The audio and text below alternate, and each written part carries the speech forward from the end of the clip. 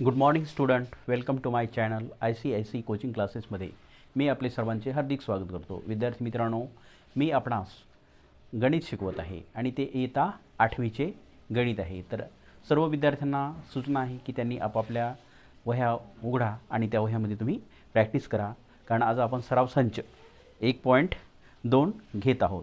सराव संच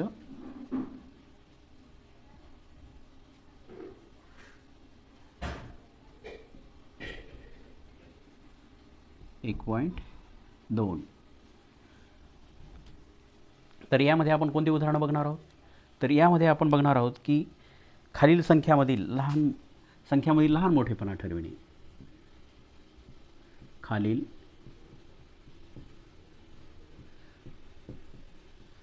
संख्येतील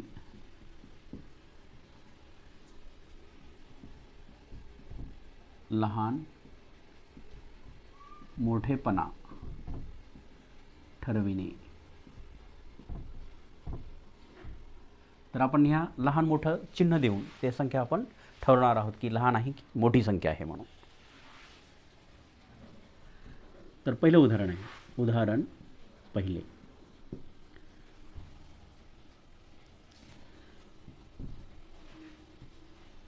-7 आणि -2. तर -7 आणि -2 या दोन संख्येमधले त्यांनी विचारलं की लहान संख्या कोणती आहे, किंवा लहान किंवा मोठी संख्या कोणती आहे. तर हे आपल्याला हे सांगता आलं पाहिजे की लहान संख्या कोणती आणि मोठी संख्या कोणती हे आपल्याला ठरवता आलं पाहिजे.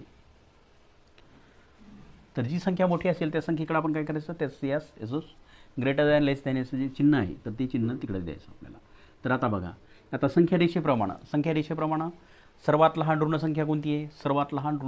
सर्वात मोठी ऋण संख्या कोणती आहे? 1 आहे. आणि सर्वात लहान जी ऋण संख्या आहे, तर सर्वात लहान ऋण संख्या आपल्याला सांगता येते का?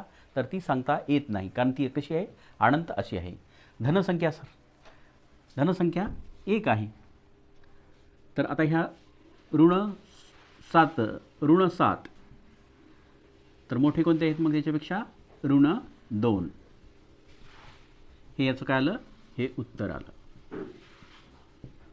हे या पद्धतीने तुम्हाला चिन्हाचा वापर करून लहान मोठेपणा ठरवायचा आहे. तर दुसरं उदाहरण आहे बघा. 0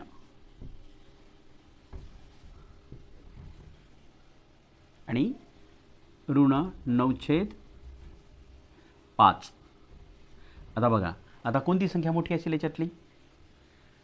संख्या रेषेवर सर्वात मध्यभागी काय असतो? 0 असतो. आणि त्याच्यानंतर उजव्या बाजूला धनसंख्या असतात, डाव्या बाजूला ऋणसंख्या असतात. म्हणजे ऋणसंख्या ही कशी आहे? ही संख्या लहान आहे.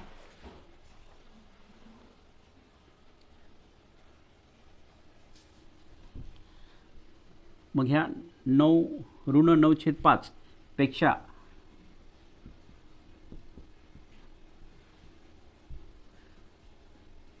ह्या कशा आहेत? शून्यपेक्षा लहान आहे, म्हणून हे -9/5 हे याचं उत्तर आलेलं आहे. नंबर 3.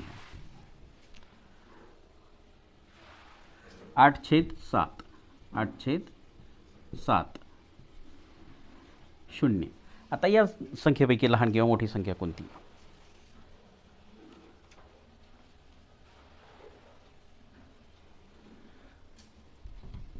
तर आता काय होईल? आता या संख्येमध्ये ही शून्यापेक्षा संख्या मोठी आहे. शून्यापेक्षा कशी संख्या आहे? ही मोठी आहे. 7/8 हे शून्यापेक्षा मोठे आहे. नंतर 4 -5/4 आणि दुसरी संख्या आहे -1/4. आता याच्यापैकी लहान किंवा मोठी संख्या कोणती? तर आता ही 1/4 कशी आहे?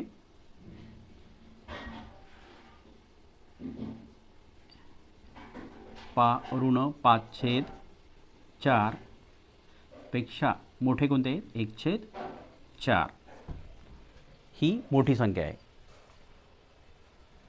तर ह्या दोन्ही संख्येमधला असा तुम्हाला फरक लक्षात आला पाहिजे. आता 5वं उदाहरण बघा.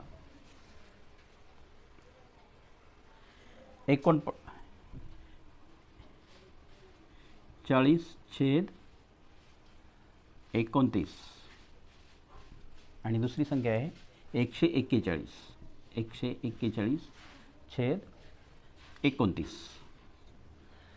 आता बघा या दोन्ही संख्येचे छेद कसे आहेत, या दोन्ही संख्येचे छेद समान आहेत, म्हणून काय होईल, ही 40/29 पेक्षा 141/29 ही संख्या कशी राहील, मोठी राहील.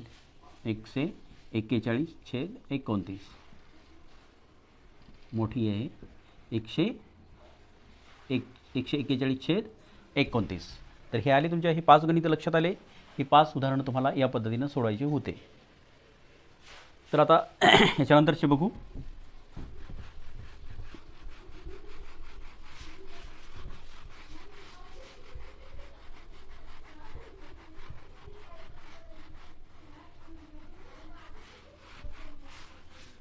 उदाहरण क्रमांक 6 बघा. 6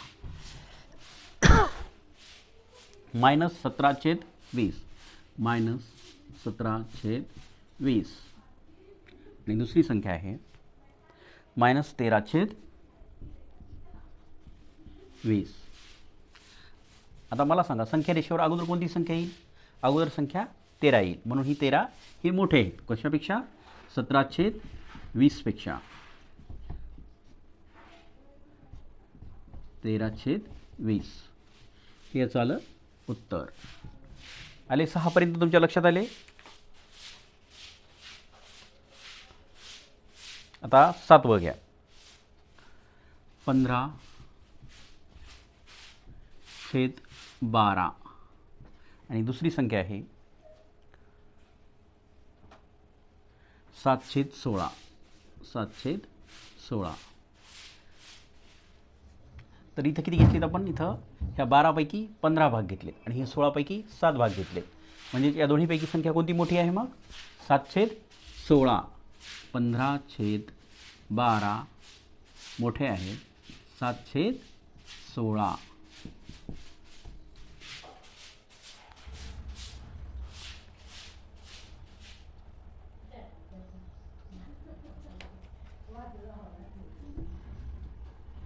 या 15/12 पेक्षा ही कसे आहेत, मोठे आहेत.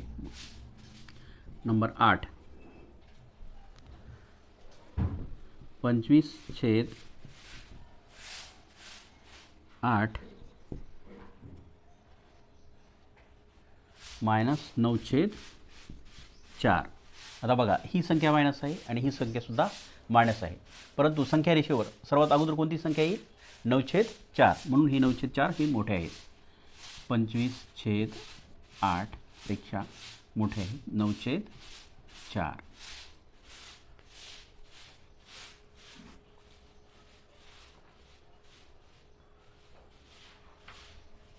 आता 9वं उदाहरण घ्या. 12/15 आणि 3/5. तर आता याच्यामध्ये कोणती येईल मोठी संख्या, तर याच्यामध्ये आपल्याला दिसणारी धनसंख्या जी आहेत, या दोन्ही धनसंख्या असल्यामुळं 15 पेक्षा हे 3/5 हे छेद मोठे आहे. आलं लक्षात. आता 10वं उदाहरण घ्या. -7/11 -3/4.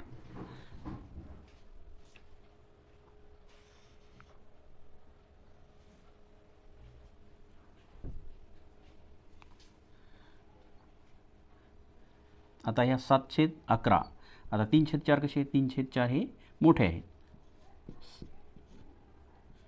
11पेक्षा मोठे 3/4.